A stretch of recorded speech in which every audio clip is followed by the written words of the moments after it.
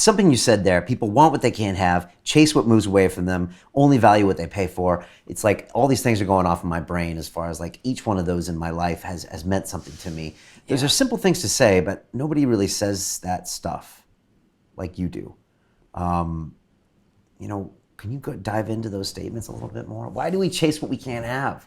And in the pitch, you want to give them something and being like, you got a chance to do it now.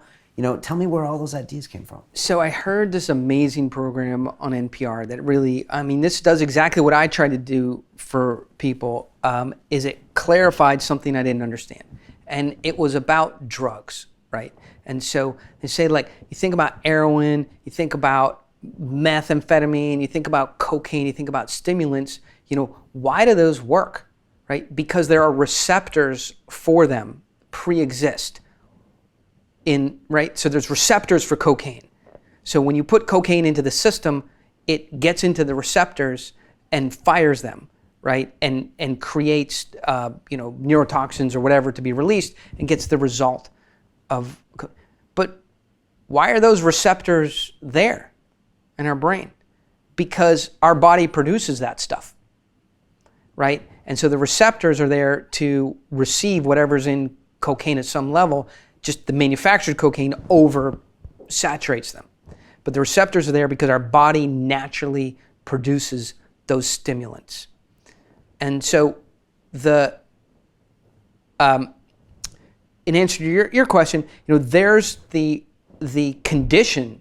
So I'm not smart enough to do hypnosis or NLP or touch somebody on their left shoulder and see if they're looking up. And I'm not a trained FBI profiler. Like, I'm a fairly basic guy. I need to do things, and when you're in a selling, let's say you're in a conference room selling to a bunch of old guys, there's so much going on. Like, you got to deliver your presentation. You got to remember the facts about what you have. You got to control your behaviors. You got to settle your nervousness. You're tired maybe from traveling. You really need the deal, so you have to control you're managing a lot of stuff. And so I need simple things to do and understand. And so there's huge receptors in the human mind for desire, right? And when you create the opportunity to have something and then take it away, that creates response. So I can do that. Like, I wrote in the book, BMW even does that at the showroom level. They have a special paint they put on the car, and then they make you sign a contract that you'll take care of that paint. Otherwise you can't. If you don't sign the contract, you can't buy the car, right? And offer somebody something awesome, and then pull it back and tell them they haven't been approved to get it.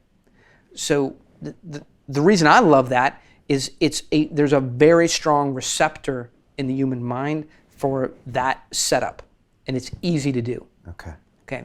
So it's prominent, easy to access, easy to see when you've done it correctly, and the value of the response is very high.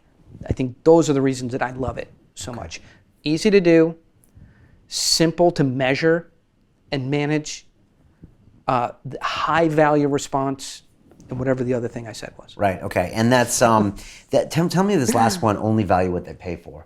I remember I was staying away from meditation, and transcendental meditation was out there. And I remember I went one time, and the guy's like, "How much does it cost?" The guy's like, 5% of your income. I was like, "What?"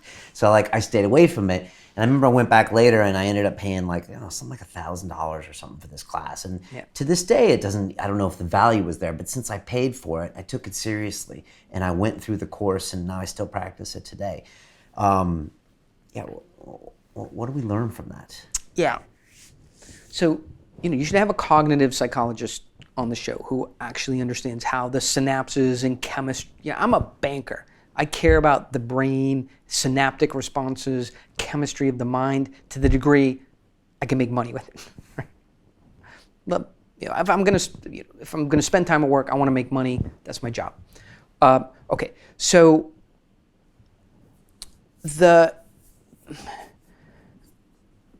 when you give somebody something, right? Then they have it, and people don't want things, They want the excitement of getting it. They want the dopamine rush. That's why, I mean, you come to my office where we have a warehouse attached. There's 20 motorcycles in there, right? Why is one not enough? I get it. I rode it 3 miles, put it over there. Excitement wanes. Get on eBay. Bid. Oh, I can't believe that guy bid against me. Oh, it's in Europe. How am I going to take it apart in pieces, ship it UPS to the United States, find somebody to reassemble it, take it out for a ride, make sure it all works, have it serviced. Oh, there's a scratch in the paint, get it fixed. Okay, it's all settled. Right? Excitement wanes, and then I go do it all over again. So that's, once we have something, it's the having it has no value.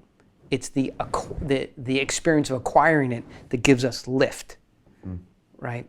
And so when you give somebody something, it's over, right?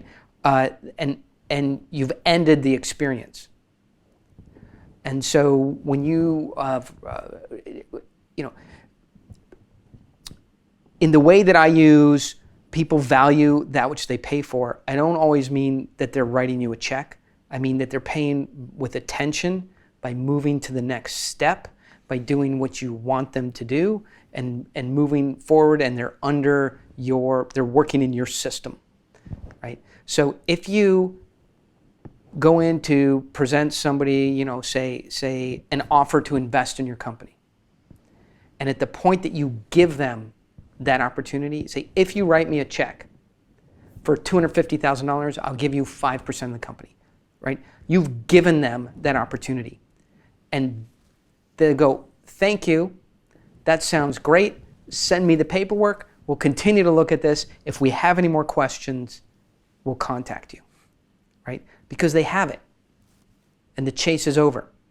If you say to someone, we are gonna take $250,000 into our company, we're considering you, right? We don't know enough about you to take the money, so we're not giving you that opportunity, but we're considering you, and we're giving you the chance to explain why you would be a good investor. And I got 3 other meetings on Sand Hill Road. And I got 3 other meetings to get to, not to be rude, but we're an early stage company. We're going to take in money. You're an option for us, right? So either you're an option for us, or, he's going to feel the second somebody has an option, they're going to say, that sounds good, set it aside and look for better pricing, other opportunities, or just sit on it. Right. Okay. So don't give away free options. Give away free options. Right. That's, people only value the opportunity if they're paying for it with attention and being connected, responding quickly. If they don't feel like it can be taken away, then they may not respond to your emails. They can sit and stew. They can essentially cause you a lot of pain and discomfort by taking away your certainty. To watch the rest of this fascinating interview, click on the link below and go to londonrealacademy.com. There you can sign in with your social media, log in and watch the rest of the episode for free, along with all of our episodes on London Real, my webinars, and all of our premium content, all located over at londonrealacademy.com. So click on the link below, you'll be directed there, and you can watch the rest of this fascinating interview, and I'll see you there.